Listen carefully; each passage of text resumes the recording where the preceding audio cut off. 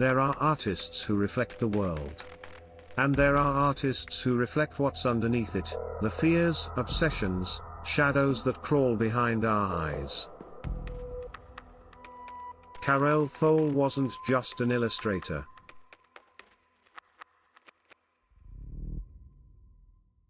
He was a transmitter of nightmares, a channeler of sex, paranoia, and metaphysical dread.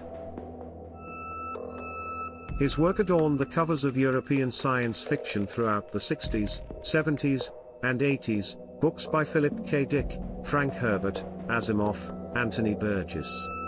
All wrapped in his disturbing visions. But who was this man behind the monsters? This painter of worlds he never read. Welcome to This Is It.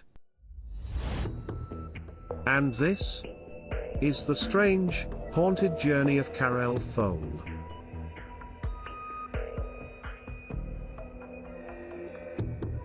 Carolus Adrianus Maria Thole was born on April 20, 1914, in Bussum, the Netherlands, a quiet child at the edge of a continent preparing for war. His early life was shaped by silence, by shadows. As he once said, "I was afraid to go into a dark room." That fear never left him.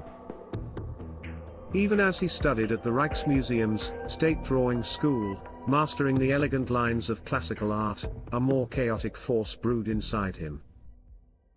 By the 1930s, he was illustrating for Dutch fascist magazines, dark beginnings that are hard to reconcile with his later work, but part of his trajectory nonetheless. He would eventually escape those political entanglements. But not the darkness.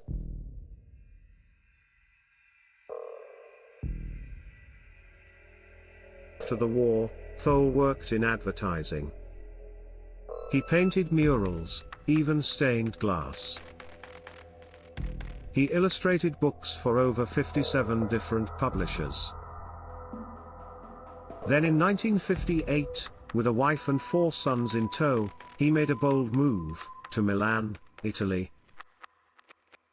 It was there, in the heart of Europe's publishing machine, that he would step fully into his destiny.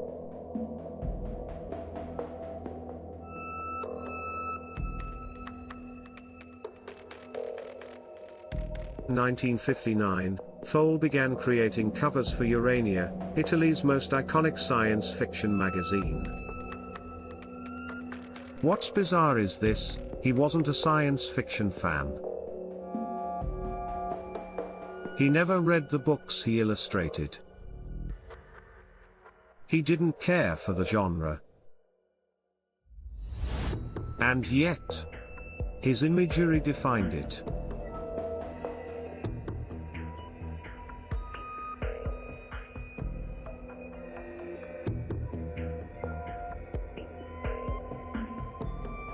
His paintings were like hallucinations. As if Dali and Giger had a brainchild in a dream together. But with a strange playfulness. Sometimes satirical. Sometimes obscene.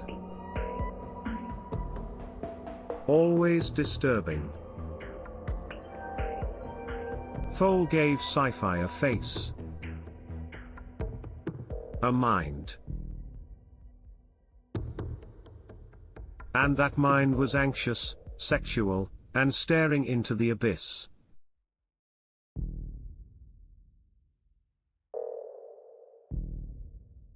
Karel Thole didn't paint fantasies. He painted his fears. Fear of war. Of annihilation. Of World War III, a nightmare that returned again and again, especially in his final years. Fear of darkness. Of what lives in it. Of what we become inside it. and fear of sex. Or rather, obsession with it.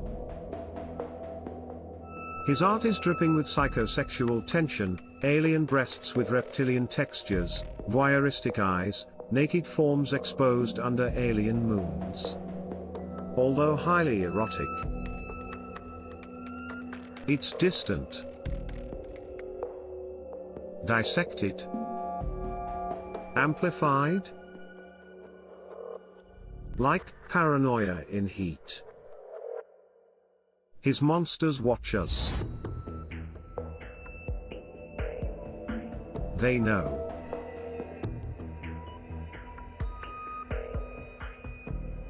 Remember seeing his covers when I was young. Not knowing the names.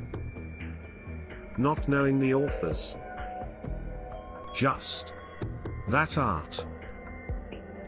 It hooked into my brain like a dream I hadn't had yet. I'd stare at those images longer than I ever read the books.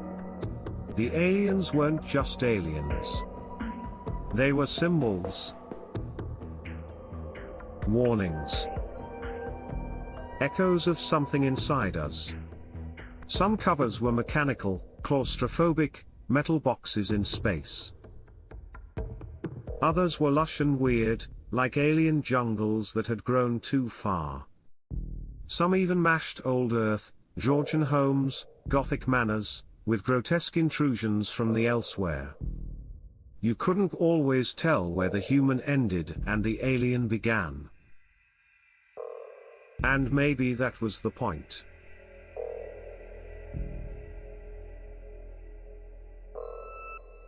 Technically, Thole was a master. He blended surrealism, pop art, metaphysical iconography, all compressed into compositions made to sell pulp paperbacks. His creatures weren't just monsters. They were beings. Cultural? Intelligent. They had philosophies, religions, art forms of their own. They weren't villains. They were alternatives. Parallel versions of ourselves. And somehow, he delivered this kind of depth. On tight commercial deadlines. He created thousands of works over the decades. As one critic put it, Thole didn't just create covers. He told a parallel story in images.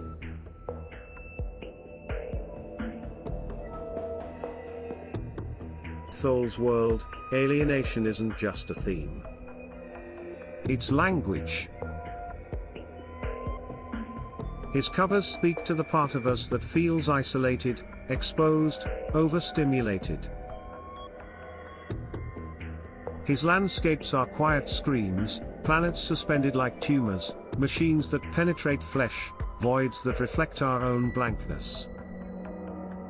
At times, it's satire. At times, spiritual horror. Always, it's honest. He didn't care what the books said. His visions came from within, and from a culture unraveling.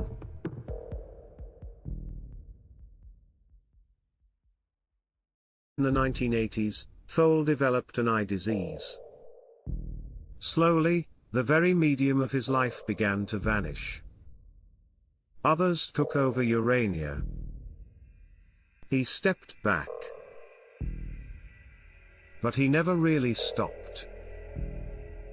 His final cover appeared in 1998, issue number 1330. 2 years later, in March 2000, he died in Cannabio, on the shores of Lago Maggiore. He had lived through one world war. Dreaded a second. Died haunted by the third.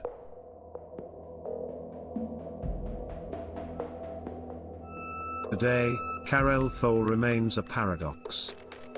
An artist of fear. Who made millions look. A surrealist. Working for a genre he didn't read. A visual mystic. In the packaging industry, he gave us monsters that were never really monsters. Machines that pulsed with dread. Women that revealed our own unease. And perhaps, more than anything, he gave us permission to face the weird. To flirt with fear. To feel without fully understanding. This was Karel Thole. Thanks for watching. This is it. If Thole's work ever gave you a shiver you couldn't explain, share it in the comments. Subscribe for more stories where art meets the arcane, where dreams infect daylight. Until next time. Stay curious. Stay strange. And remember, sometimes the monsters are mirrors.